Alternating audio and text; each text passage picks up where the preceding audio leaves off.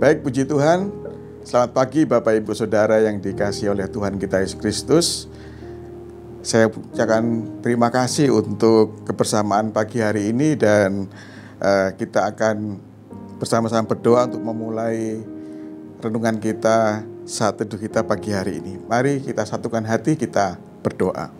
Kami mengucap syukur Bapa untuk pagi hari yang indah ini, untuk kekuatan, untuk kesehatan yang Tuhan berikan dalam hidup kami.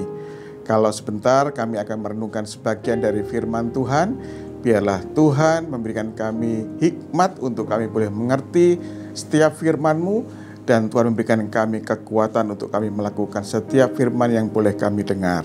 Terima kasih Bapa, kami mengucap syukur di dalam nama Tuhan Yesus Kristus. Haleluya, amin.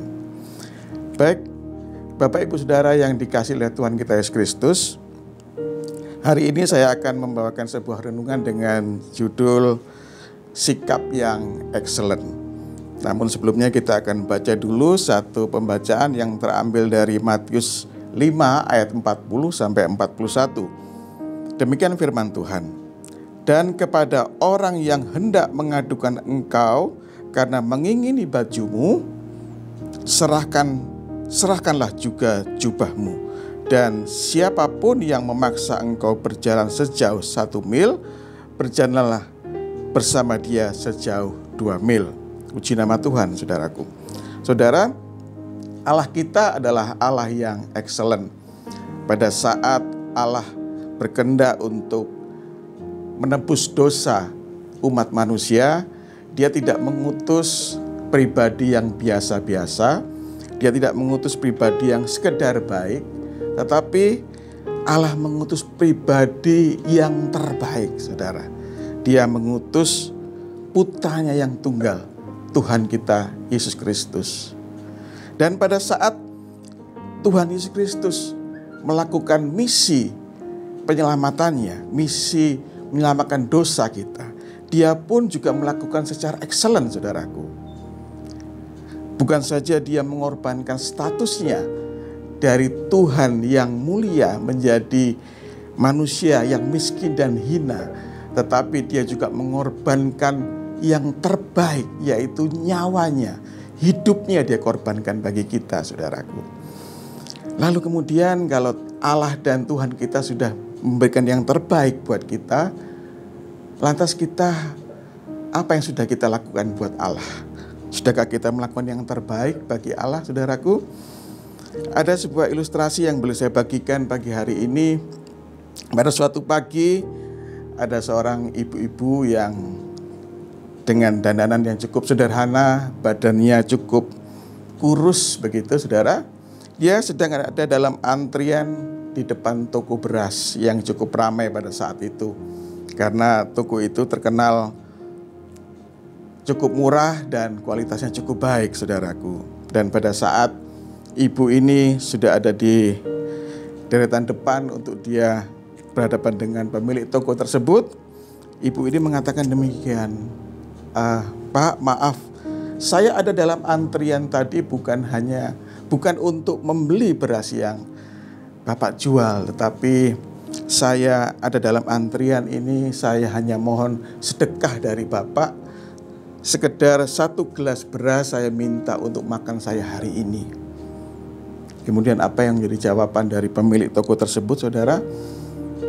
Toko tersebut mengatakan, maaf ibu, saya tidak bisa memberikan ibu 1 gelas beras. Dengan wajah yang sedih, ibu ini berusaha untuk menahan diri dan dia membalikkan badan untuk meninggalkan toko tersebut. Tapi sebelum ibu ini meninggalkan toko tersebut, pemilik toko ini melanjutkan kata-katanya demikian. Maaf ibu, mungkin saya tidak bisa memberikan ibu 1 gelas beras, tetapi ibu akan saya beri 1 karung beras, saudara. Mendengar kata-kata dari pemilik toko tersebut, sukacitalah hati dari ibu tua ini, dan dia bersyukur, mengucap terima kasih kepada pemilik toko beras ini. Dan toko beras ini melanjutkan berkata, nanti beras ibu akan dikirimkan oleh pegawai saya ke rumah ibu. Kemudian barisan berikutnya dari ibu ini berkata kepada bapak tadi, Dia mengatakan, "Pak, bukankah ibu tadi hanya meminta 1 gelas beras? Mengapa Bapak berikan 1 karung beras kepada dia? Bukankah itu suatu kerugian buat seorang pedagang seperti Bapak?" Apa yang menjadi jawaban dari pemilik toko tersebut, saudara? Dia mengatakan, "Betul Pak, ibu tadi hanya meminta saya segelas beras. Itu karena kebutuhannya. Tetapi saya memberikan 1 karung beras karena saya mampu untuk memberikannya kepada ibu tersebut." Sama seperti apa yang Tuhan saya sudah lakukan dalam hidup saya. Saya seringkali meminta apa menjadi kebutuhan saya kepada Tuhan saya. Tetapi apa yang Tuhan berikan untuk saya? Tuhan tidak memberi apa yang saya butuhkan. Tetapi Tuhan memberi sesuai dengan kekayaan dan kemuliaannya. Sehingga saya tidak hanya berkecukupan pada hari ini, saudara. Saya berkelimpahan karena berkat Tuhan. Dan itu yang saya lakukan juga untuk orang-orang di sekitar saya. Saudaraku, ilustrasi ini mungkin menggugah kita supaya kita melakukan semua yang terbaik, saudara. Tuhan ingin untuk kita melakukan yang terbaik. Mungkin ekstrim di pandangan dunia, tetapi ini yang Tuhan inginkan. Ada ayat yang mengatakan saat kita ditampar pipi kiri kita, kita berikan juga pipi kanan kita. Saat kita dianiaya, kita harus memberkati. Saat kita dibenci, kita harus mengasihi. Ini adalah sesuatu yang ekstrim, tetapi itu yang excellent, yang Tuhan ingin untuk kita lakukan, saudara. Saudara, di mana kita saat ini ditempatkan, baik itu dalam pekerjaan kita, lakukan pekerjaan dengan excellent. Lakukan pekerjaan dengan hal yang terbaik, etos kerja yang terbaik. Tanpa diawasi, tanpa dilihat, tanpa dikontrol, kita lakukan pekerjaan kita yang terbaik. Semuanya untuk Tuhan. Pada saat kita ada dalam keluarga, hubungan keluarga yang terbaik yang kita bina untuk rumah tangga dan keluarga kita, saudara. Juga untuk kehidupan kita di masyarakat, biarlah kita menjadi terang di tengah-tengah kegelapan, supaya mereka tahu bahwa Allah ada dalam hidup kita. Begitupun juga pada saat kita diberikan kepercayaan sebagai pelayan, saudara. Lakukan pelayanan kita dengan baik. Jangan menghitung apa yang sudah kita kerjakan untuk Tuhan. Tetapi biarlah kita kerjakan semua bukan untuk manusia, tetapi untuk Tuhan. Saudara, puji nama Tuhan.